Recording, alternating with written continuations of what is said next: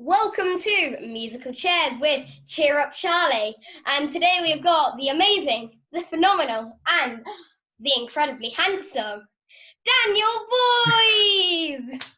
Wow, thank you. What an introduction. Thank you, Charlie. Are you ready for some quite serious questions, but also some quite different and fun questions? I cannot wait. I have to say, I'm very flattered and honoured that you want to interview me. So fire away. I'm all yours. Get your best impression ready, because that's the last question. Oh, no. So, what age did you decide to take up acting? I remember always loving acting. Even when I was at primary school, when I was your age, there was a BBC adaptation of The Lion, the Witch and the Wardrobe on television on Sunday nights for kids. And I was really obsessed with this TV program. And I remember the story vividly, obviously going through the wardrobe into Narnia. And there was in my primary school, there was an old wardrobe in one of the classrooms. And I begged the teacher if we could put on our own production of The Lion, the Witch and the Wardrobe, just so I could walk through the wardrobe and go to Narnia. And I just remember becoming so hooked on this kind of performing and this magic of being on stage.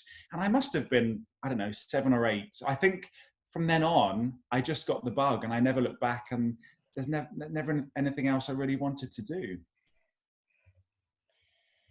I see you won the Cameron Mackintosh scholarship to go to GSA. What did that mean to you? Oh, I mean, of course, it was so exciting. I auditioned for various drama schools, but Guildford was the school I wanted to go to at the time. I loved the atmosphere of the building. I loved the teachers when I auditioned. And then they get to the question, can you afford to come here? And at the time, I don't come from a rich family at all. I had to say, no, actually, I won't be able to afford this unless I get some kind of grant or scholarship. And it was them that said, well, we'd like to put you forward for the Cameron Mackintosh scholarship. So I believe, I don't know whether it even still exists actually, but at the time, each drama school could put forward 2 of their pupils, 2 of their submissions to go and sing in front of Cameron Mackintosh, and then he picks 2 out of the whole 40 or 50 students. And so when I got told that I was one of them, obviously it was so exciting because this is someone who I'd looked up to. I was like, it's Cameron Mackintosh. He produces Les Mis. I was obsessed with Les Mis. And so to think that he watched me sing and then picked me and then offered to pay for my drama school fees, of course, it was very, very exciting. And I was thrilled. And I got to go and train at the drama school I wanted to. Same one as Gabby Roslin. Yeah, that's the type of thing that I would have to do. I'm sorry? That's the type of thing that I'd have to do. Is it something you'd have to do? Yeah. Yeah, I think it's very different these days. I think there's more, not scholarships, I think there's more grant schemes, I believe. Yeah. Don't quote me on that, but I think it's slightly easier, not for people to go to drama school. Mm. So I heard you went on Any Dream Will Do, the reality show. What on earth made you go on it? That is brilliant. Okay, to tell you the truth, the year before I'd watched the Maria show, How Do They Solve a Problem Like Maria? And I was one of the ones going, I can't believe reality television is taking over musical theatre. How dare they? Oh, this is wrong. Cut to the year later, and I saw that they were looking for a Joseph. And do you know what? The honest truth is, I thought, I've always wanted to play Joseph. If this is the way the industry is going, you have to audition on television, then why not just put myself forward and have a go?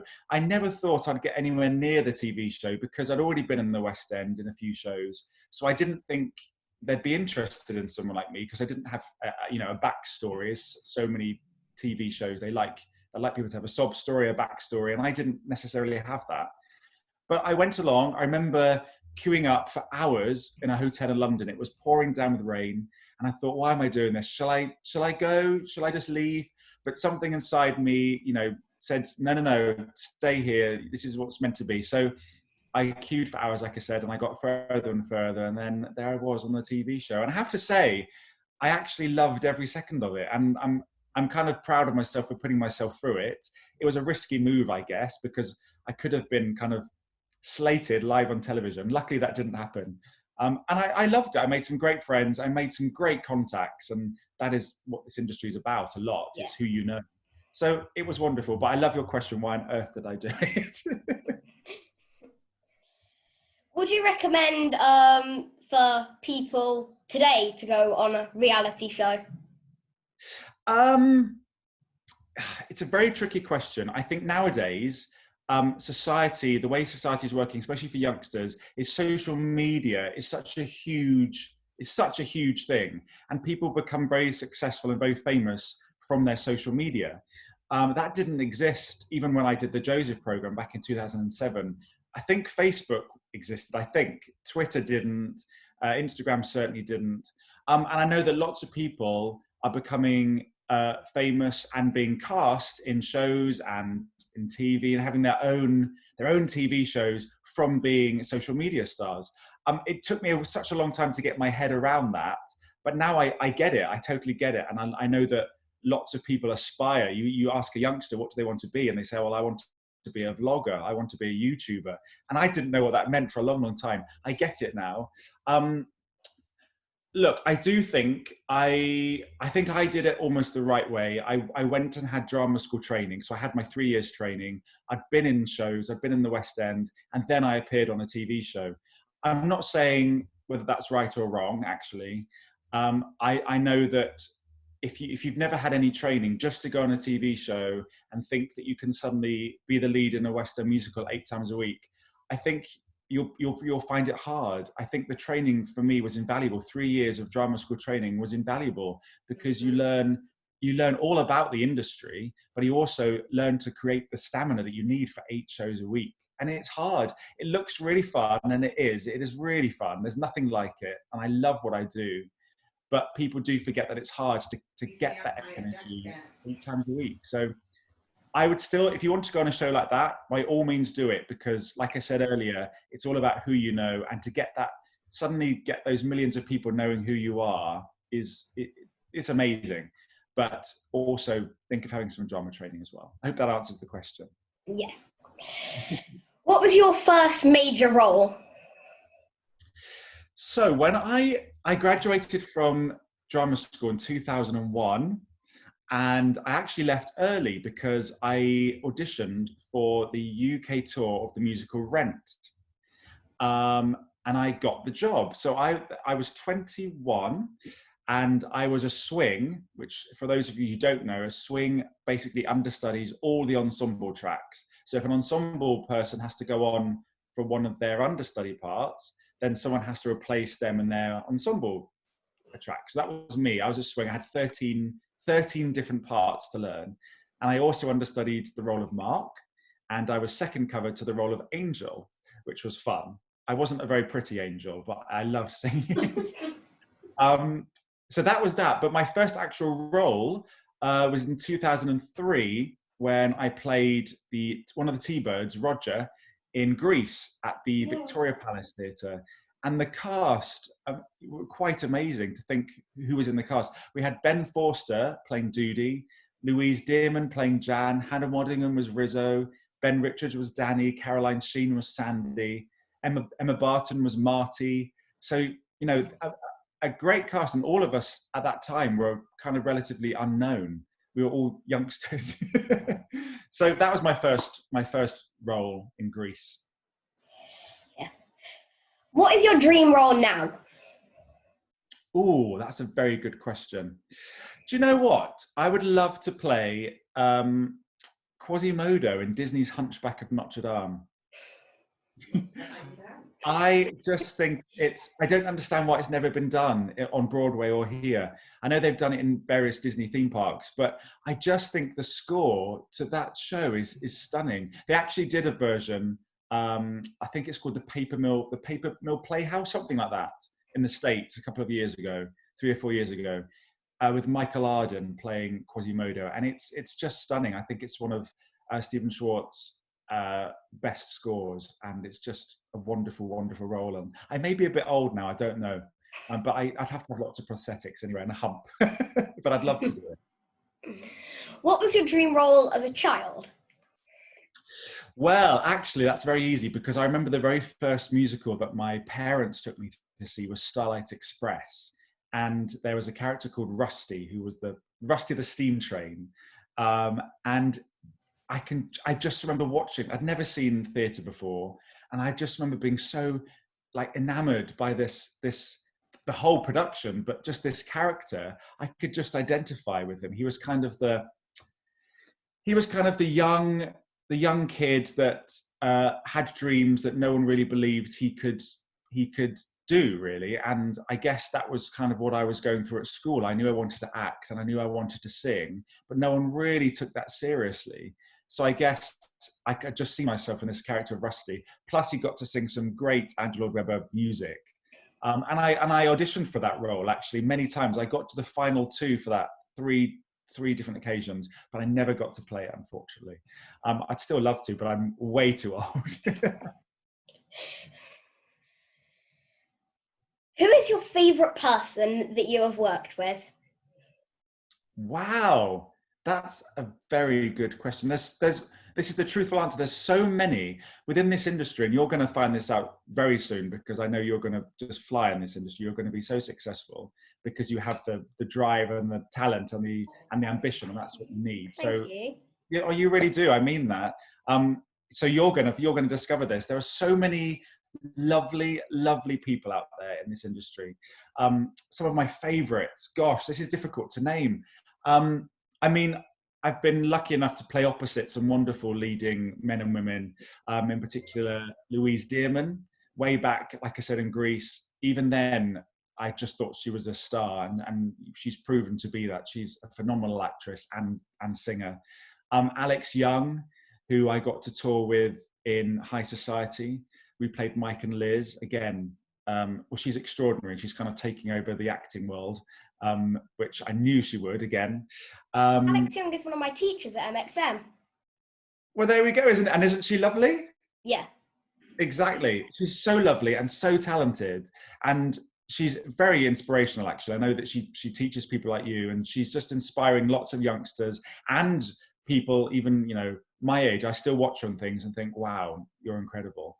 I have to say, when I did Sweeney Todd at the Royal Festival Hall, watching Daniel Evans, who now he directs more than anything, but watching him, he was playing Tobias. I mean, he's an extraordinary actor and a wonderful, wonderful man, extremely talented and just so lovely. So I'd love to work with him as a director, but he's wonderful. There's too many people to name, really, but there's three for you.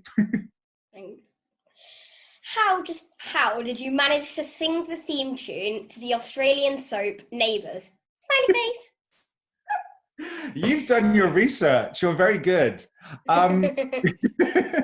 So it's actually a bit of a geeky answer. I have watched Neighbours for 35 years. It's been on that long. I've watched it since the beginning. I know. It's really sad, isn't it? I still watch it today. I love it. I know that most people think it's dreadful, it's terrible, but it's just 20 minutes of my day where I can sit down with a cup of tea and just kind of relax and just watch what's going on in Ramsay Street. And anyway, about, 5 years ago maybe, at the end of one of the episodes, one of the characters came on screen and was like, "G'day, could you be the voice of the Neighbours theme tune?" That's a terrible accent. "Could you be the voice of the Neighbours theme tune? We're looking for a new..." I don't know why I'm carrying on with the accent because I'm not very good at it. And so, yeah, they basically said, "We're looking for a new singer. This is a competition. Submit yourself singing Neighbours, and we'll pick an English winner and an Australian winner, and then they'll go head to head, and one of you will win." And I remember thinking, what? I want to do this. So I did. I entered a competition, and I ended up winning. So there I was, singing the theme tune for 2 years. Very bizarre, because I still watched the show. So yeah, there I was watching Neighbours every day with myself singing the theme tune. Nice accent of my home country. You're not from Australia? Yeah. No, you're not. Yeah, I am. Explain about that. Dad was in the military. Dad's in the military, and he was posted out there for 9 years. So you grew up in Australia? I was born there, yeah. So you don't have the accent at all? No, because we moved here about 5 years ago now. Wow. So but can you do the accent really well, I bet? No, I can't actually. Really? I can't do the accent I at thought all. I could do it, but just then, no, I was terrible. Are you involved in any charities? If so, how did you start with them? That's a lovely question. I am involved. I'm what they call a celebrity ambassador, which I always feel a little bit silly saying the word celebrity because I don't consider myself one. But I'm called a celebrity ambassador for the guide dogs. And it all came about. I decided, I think it was three years ago now, maybe 4, that I wanted to run the London Marathon. I don't know where that came from because I'm extremely lazy. I just thought I want to run the London Marathon. So I applied and I didn't get a place. But what they do, if you don't get a place, they say, but you can choose to run for charity if you want. And they gave a whole list of these charities that were still looking for people to run for them. And I knew that I wanted to run for an animal charity because I love animals. I'm animal obsessed. And then there were the guide dogs on my computer screen. And I just thought, what an amazing cause. They do such good work they change people's lives, these dogs. The charity is remarkable and the dogs are remarkable. And they literally turn people's lives around and become their eyes. It's extraordinary. And I've been to kind of the puppy school where they train them, and I've seen them at work. So anyway, to cut a long story short, yes, I ran for them, and then I've done various bits and pieces for them. I was meant to sing for them in a charity concert a few Christmases ago, but unfortunately I was ill and I couldn't make it. I felt devastated that I couldn't do them, but I do a lot for them, and I'm very much in touch with them. I even sponsor I did. She's now grown up and is now helping someone, but I did sponsor one of their puppies as well. But they're very close to my heart, and I would do anything for them. I think they're remarkable. Were you ever bullied and given a hard time? So in answer to that question, I don't know whether it was bullying, although some people say any form of this is bullying. I never felt like I was bullied. However, I was very aware that I had people teasing me, I suppose, for my love of musical theatre, my love of acting, my love of singing. It never got to the stage where I got really upset by it. It did obviously frustrate me because I couldn't quite understand why people wouldn't just let me do what I want to do. And I think that's something which is so important for kids to learn, or anyone to learn, that we don't all have to be the same. We can all do what we want. We can all love what we love. It doesn't matter, and it shouldn't matter to anyone. So yeah, I never felt that it was actual bullying, but it just got frustrating. But it didn't stop me doing what I wanted to do, and I don't think it should. I kept singing. I even put on my own concerts, and sang in front of the whole school, knowing that some people would take the mickey out of me for doing it. But I wanted to do it. I wanted to show people that, look, hang on, I don't have to be embarrassed by this. This is something I love doing, and I'm going to show you that I can do it. So I got up and stood in front of the whole school and did my own 45-minute Songs from the Shows concert. And actually, I have to say, after I did that, I had a lot of people coming up to me saying, we have so much respect for you for doing that. That's a really brave thing. And actually, you're quite good. So well done. And I would say that to anyone. I'd say this to any child who's afraid of maybe what they're doing people will not like or won't understand. I think do it. If it's what you want to do it. Go ahead and do it, because those people that take the mickey out of you will soon realize actually they're the stupid ones for not understanding. And do you know what? I think most bullies out there, I think it stems from insecurity and from jealousy. And for something like me singing at my school, I'd found something that I love. And I know for a fact there were lots of my friends and my peers who had no idea what they wanted to do. So I think they just picked on me because they had nothing better to do. But I stood up to them and showed them what, I love singing and this is what I'm going to do and I'm not ashamed of it. And they kind of soon turned around. This is a very long answer, but I hope that all makes sense. Yeah, you just answered my next 2 questions as well. Oh, I'm sorry. It's fine. How did you overcome getting given a hard time? He's answered. I mean, like I say, I'd say this to anyone who says, anyone who is being bullied, I would say the important thing, I think, is to talk about it. Let someone know. Let your parents know. Let your friends know. Let your teachers know. Tell someone and talk about it. Because unless you talk about it, it's never going to go away. And ultimately, if you do talk about it, and do you know what? Even if you're brave enough, confront the people that are bullying you, or confront the person who is taking the mickey out of you, and say to them, okay, I just want to speak to you about this. What am I doing that's rattling you, riling you, upsetting you? Why are you picking on me? And do you know what? If you had a conversation about it, they probably wouldn't know what to say, and they'd probably end up having more respect for you for standing up for yourself. But just telling someone, you must tell someone, because there's nothing worse than keeping something to yourself, especially something as serious as bullying, because no one deserves to be bullied, no matter who they are, what they are. Bullying is just not acceptable. So if anyone out there has been bullied, please talk to someone, and things will get better. If the child version of you was in the room with you right now, what advice would you give yourself? Oh wow, I'm not sure I'd like to visit the child version of myself.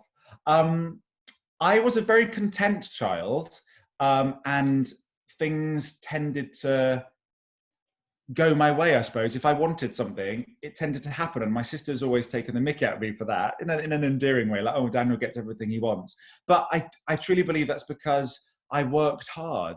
I think I would say to my young self, don't stop working hard. Maybe that's a very good question. Maybe I would say, not everyone wants to hear you sing, Daniel, because I did sing a lot, non-stop singing around the house, around my school. So maybe try and calm the singing down slightly. But yeah, I'd say keep working hard. You will get there. Don't ever give up on your dreams. That definitely doesn't sound like me. Oh, does it not? No, it really does. I'm always up and around singing everything. I know. Mum And you know me there. Well, now that I've said it, it sounds mean, doesn't it? Don't stop singing. Of course you shouldn't. I love singing, and I always sung. But I guess it's just you've just got to learn Dial that maybe it down. Dial it down, exactly. But I'm so glad that you said that you sing all the time. But that fills me with utter joy. Do you prefer being on the stage, being on TV, or being in the West End? That's a very good question.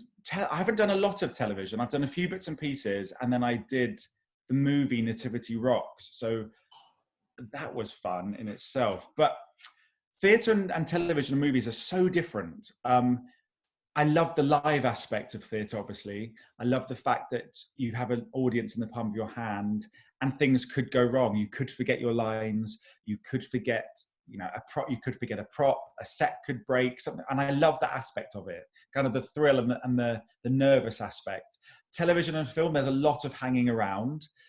It's a lot of them setting light, setting various bits and pieces, and you can be literally sitting for hours while they set up a scene, and a scene that could last 30 seconds. So it's very different. And also, obviously, on screen, you've got the safety of, if you go wrong, you can just say your line again, and it doesn't matter. No one will ever know. I have to say, my first TV job was filming an episode of Holby City, and I'd never done any television, and I didn't really know how it all worked, and I did forget my lines. Bear in mind, we're all mic'd up. There's microphones hidden in our clothes and all around the set. And I forgot my lines, and I just whispered to the actress playing the nurse, who was a regular, and I just stopped and whispered, I don't know what my line is. And she just burst out laughing. The whole set erupted laughing because, of course, everyone could hear because I had my microphone on.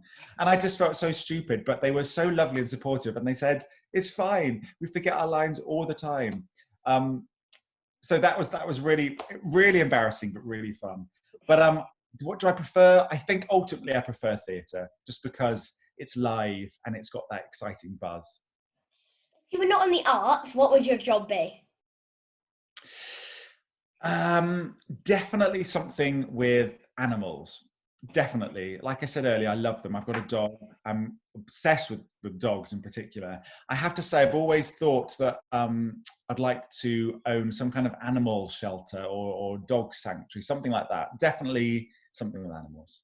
I wanted to be a vet. Actually, when I was at school, I remember thinking, well, if I don't become an actor, I'll be a vet. And I remember telling my teacher that, and she said to me, you're not intelligent enough. Yeah, harsh. It's probably true. I'm sure it's not.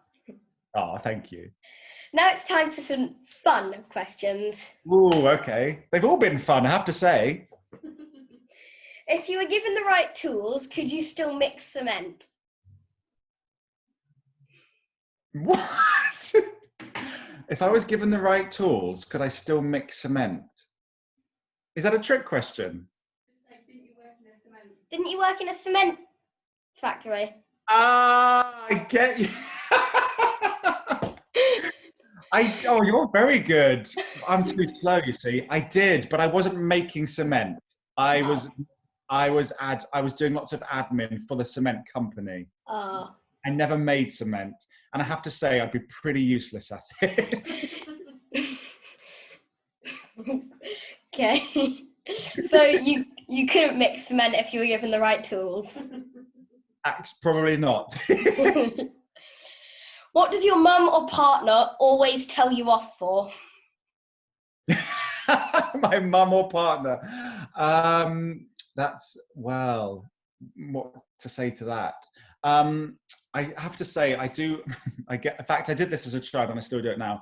I do have a habit of just opening the fridge and just looking in there, hoping something miraculously would have appeared, some kind of lovely cake or something. I'm such a pig when it comes to food. And I just literally open the fridge and just stand there looking in. It's when it all comes from boredom, but I get told off a lot for, Daniel, there's nothing in there, shut the fridge. I used to get that all the time as a child, and I still get that now. What is your worst habit? My worst habit? Oh, it's a disgusting one. I'm not sure I should say. I pick my nails, but the worst bit is, I'll sit here watching television where I am. The television's just behind this laptop here. This is disgusting. I can't believe I'm admitting this. So I'll pick my nails and then I'll make a little pile of them next to me on this shelf. And then at the end of the evening, I'm meant to then put that pile in the bin, but I always forget. Actually, that's another thing I get told off for all the time. Daniel, what's this pile of nails? It's disgusting. You look shocked, Charlie. It's better than picking your nose and making a pile of them. Oh, there we go. It's true. Do you have a nickname and how did you get it? Yes, but it's very obvious. So actually, when I was very young, my endearing nickname was Dumper Truck, and that's by my mum and dad, and that's because I was a very large baby, put it that way, and so they just called me Dumper Truck, and it kind of stuck. I was never upset by it. It was always meant in an endearing term. Then I became Span because of Daniel Spaniel, so Spanny, Spaniel, Span, and my dad still calls me that now. My dad still calls me number 3. He calls us all by our numbers because he can't remember our names.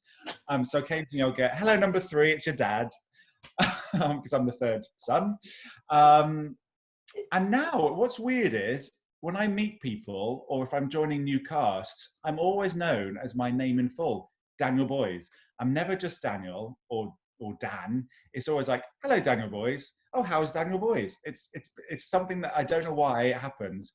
It just does. People always call me by my full name. That's really cool. What is the worst thing or joke you have done on set and did you get caught? um, well, I'm quite up for playing pranks on people, like we all are. And there was one thing I did which comes to mind in high society, which I toured with Alex Young.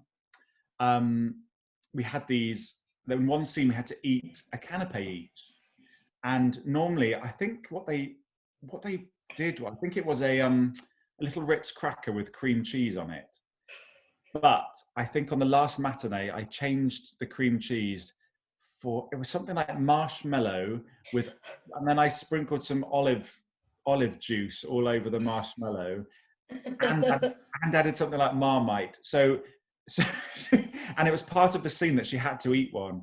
So she looked at it, looked at me, knew that I'd done something very naughty, and had to eat this disgusting mixture of tastes, and then carry on doing the scene. I found it absolutely hilarious.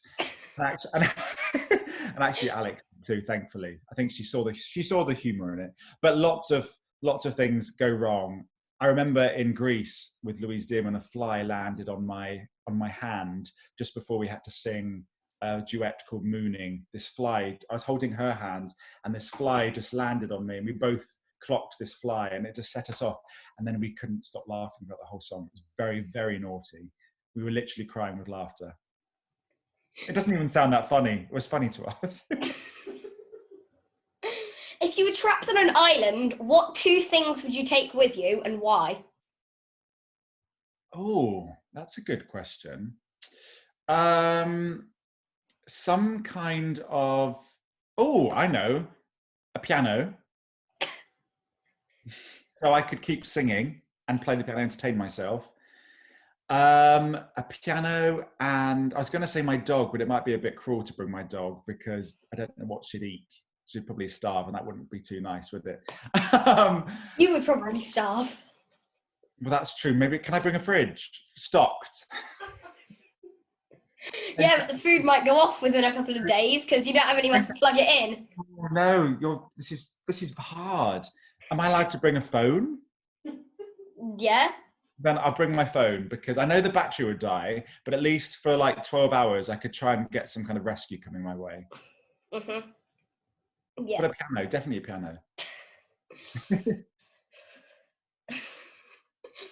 What would a musical about you be called? Daniel Boy's the musical. Probably something, well, it'd have to use my surname, wouldn't we? Because it's too good not to. Something probably like Boys Will Be Boys. Boys Will Be Boys. Yeah. Oh, I've thought of a good one for you. Go on then. The boys are back. The boys are back in town. The boys are back in town. Perfect. Let's do it. You can play the young me. Fine by me. Now it's time for some quick fire questions. Okay. Text or call? Text. Fave movie quote? I think we're going to need a bigger boat. From? Jaws. Night owl or morning person? Sorry, say that again? Night owl or morning person? Oh, night owl, definitely. Favourite city? New York. Yeah, same. Fave superpower? Ooh, I'd like to be able to teleport. Hogwarts house? Hufflepuff. First celebrity crush? Oh, wow. Kylie Minogue. Actually the same with my dad. We're probably the same age, are we? I don't know. Sandals with socks or without? Oh, without. I don't understand that socks thing. I don't get it. Last song downloaded? Bev, I can tell you right now. What did I last download? Look at me telling you right now. Oh, this is really embarrassing. The last song I downloaded was Tragedy by Steps. But it's because I was going for a run. I was challenged to run 5K, and I downloaded some running music, and that happens to be the last one that was downloaded. I just downloaded a playlist, but that's top of the playlist. Tragedy Steps. So there we go. Are you a consumer of junk food or a health freak? Oh, well, it's absolutely, definitely a consumer of junk food. However, I like to tell people that I eat quite healthily. Now, that's the end of the quickfire questions. Now, remember how I told you to get your best impression ready? Yes. Well, it's going to come in handy right about now. Oh no, I'm terrible at impressions. You heard my Australian accent. I mean, we all heard your Australian accent, Daniel. You all heard it. Oh no, who can I do an impression of? If you do yours, I'll do mine. Okay. Okay, I can do an impression. It's terrible, but I haven't done it for years. It actually kind of relates to Gabby's Miss Piggy impression. This is Kermit the Frog, but he's singing. I'll try. Okay. Bear with. Okay. Why do birds suddenly appear every time you are near? Just like me, they long to be close to you. That's really good. It's not. Shall I do mine then? Yours, Charlie, come on. Mine is Goofy. Okay. Hi, kids. Goofy here. I couldn't do that one. That's really good. I can't even do it. I attempted it, can't do it. I've just seen your dog in the background, and my dog's just arrived back home. Would you like to see her?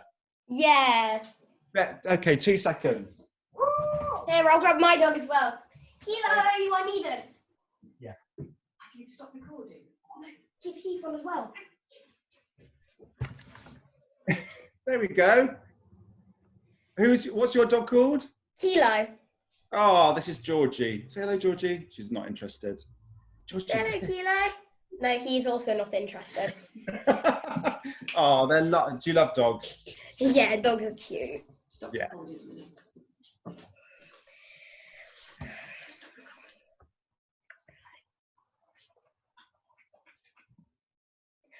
Thank you so much, Daniel. It has been a pleasure talking to you. Oh, Charlie, the pleasure is all mine. Thank you so much for asking me. I've really loved it. I've loved chatting to you. I've loved chatting to you. Thank you. So, stay safe. And you. Look after yourself. Yep. Love to you and your family.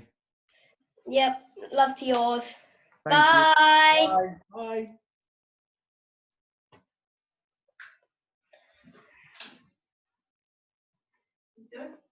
Yep. And I'm trying. Let me. End meeting for all.